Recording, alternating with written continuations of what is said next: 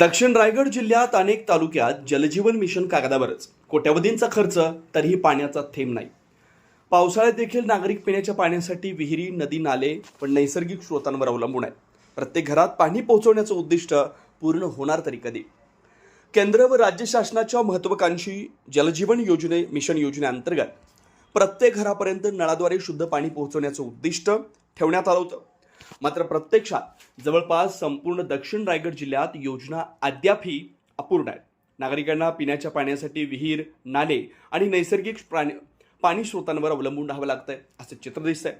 दक्षिण रायगड जिल्ह्यात महाड व माणगाव तालुक्यातील खैरे प्रादेशिक योजना, वहूर दासगाव योजना, दाभोळ योजना, लोणेरे देवळी योजना व इत्यादी अनेक ठिकाणच्या योजनेतील बऱ्याच ठिकाणी काम संथ गतीने सुरू आहे. नागरिकांपर्यंत एक थेंबी पाणी पोहोचलेलं नाही. जलजीवन मिशन अंतर्गत योजनेचं पाणी नागरिकांच्या मुखात पोहोचण्यासाठी अजून किती वर्ष प्रतीक्षा पाहावी लागणार आहे, असा प्रश्न जलजीवन मिशन योजना पूर्ण होण्याच्या प्रतीक्षेतील जनतेकडून निर्माण होतोय. संबंधित विभागाकडून अनेक गावात काम सुरू असल्याचा दावा केला जात असला तरी प्रत्यक्षात अनेक ठिकाणी कामं संथगतीने सुरू आहेत. काही ठिकाणी बांधण्यात आलेल्या पाण्याच्या टाक्या कोरड्या पडल्या, तर काही ठिकाणी पाईपलाईन टाकून अद्याप पाणी पुरवठा सुरू झालेला नाही. कोट्यावधी रुपयांचा निधी खर्च झाल्यानंतर नागरिकांच्या घरापर्यंत नळातून एक थेंबही पाणी येत नसल्यानं ग्रामस्थांमध्ये तीव्र नाराजी व्यक्त होते. विशेष म्हणजे पावसाळ्याच्या दिवसात अनेक गावातील नागरिकांना विहिरी आणि नाल्यांमधून पाणी आणण्याची वेळ येते. महिलांना व विद्यार्थ्यांना पाण्यासाठी मोठी पायपीट करावी लागते. शासनाच्या महत्वाकांक्षी योजनेचा अपेक्षित लाभ अद्याप मिळालेला नाही. सामाजिक कार्यकर्ते आणि स्थानिक नागरिकांनी जलजीवन मिशन अंतर्गत सुरू असलेल्या सर्व कामांची स्वतंत्र चौकशी करून अपूर्ण कामं तातडीनं पूर्ण करावीत. संबंधित ठेकेदार व अधिकाऱ्यांची जबाबदारी निश्चित करावी. प्रत्येक घरापर्यंत नियमित व सुरक्षित पाणी पुरवठा सुरू करावा अशी मागणी केली. आता प्रश्न असा उपस्थित होतोय की कोट्यावधी रुपये खर्च करूनही हर घर जल हे स्वप्न दक्षिण रायगडातील नागरिकांसाठी प्रत्यक्षात साकार होणार तरी कधी? उपसंपादक रिजवान मुकादमसह ब्युरो रिपोर्ट, तेज मराठी न्यूज, पुरार, रायगड. महाराष्ट्र जीवन प्राधिकरण यांच्यामार्फत चालू असणाऱ्या प्रादेशिक योजना, खैरे प्रादेशिक योजना, वहूर दासगाव प्रादेशिक योजना, दाभोळ प्रादेशिक योजना, लोणेरे देवळी प्रादेशिक योजना, उनेगाव फलसगाव प्रादेशिक योजना, या योजनांचे काम पूर्णपणे वर्षे दीड वर्षापासून ठप्प आहे.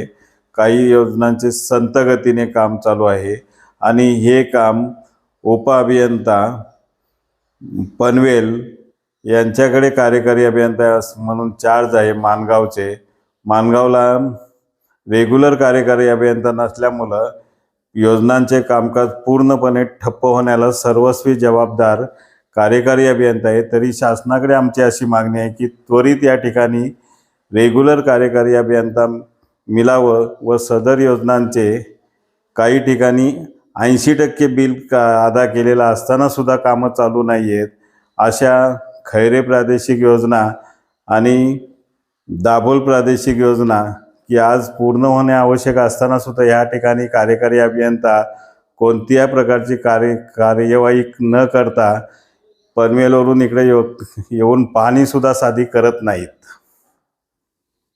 नमस्कार, मी तौफिक अली फकीर, चिंबावे मोहल्ला ग्रामस्थ. आज तेज मराठीच्या माध्यमातून परत आपण भेटलेलो आहोत.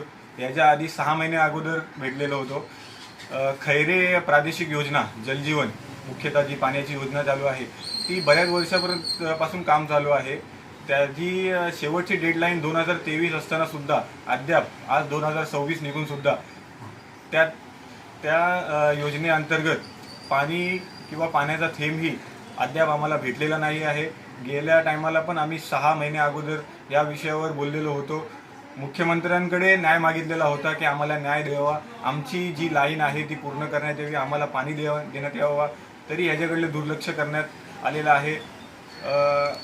GR नुसार 2023 ही या योजनेची शेवटची डेडलाईन होती आणि तोपर्यंत काम पूर्ण करायचं होतं. आज 26 उजळलेलं आहे तरी काम पूर्ण नाही झालेलं आहे. आणि आज अवस्था अशी आहे की ते जे पाईप टाकलेले होते ते GR नुसार 6 फूट आत टाकायला पाहिजे होते. ते पाईप आज कुठेतरी असे बांधलेले आहेत, कुठेतरी लटकत आहेत, त्यात विंचू आहे, साप आहे. म्हणजे तो ज्या पाईपात पाणी यायला पाहिजे होता त्या पाईपात साप येत आहेत, कधी विंचू येत आहेत. म्हणजे काय नेमकं काय करायचं काय? आता हा पाणी कधी येणार? आता जवळजवळ 18 वर्ष झाले आपला राष्ट्रीय महामार्ग मुंबई गोवा महामार्ग 18 वर्ष रखडलेला आहे. आता मला तर असं वाटतंय की अजून 36 वर्ष ह्या पाण्यासाठी आपल्याला रखडायला लागणार आहे. त्यानंतर तो पाणी येईल. नेमकं काय मुख्यमंत्री साहेब, तुम्ही त्याचं उत्तर द्या आता मला. नेमकं काय आहे? तुमच्याकडून कामं होत नाही का तुमच्या अधिकाऱ्यांकडून कामं होत नाही? त्रुटी कशात आहेत?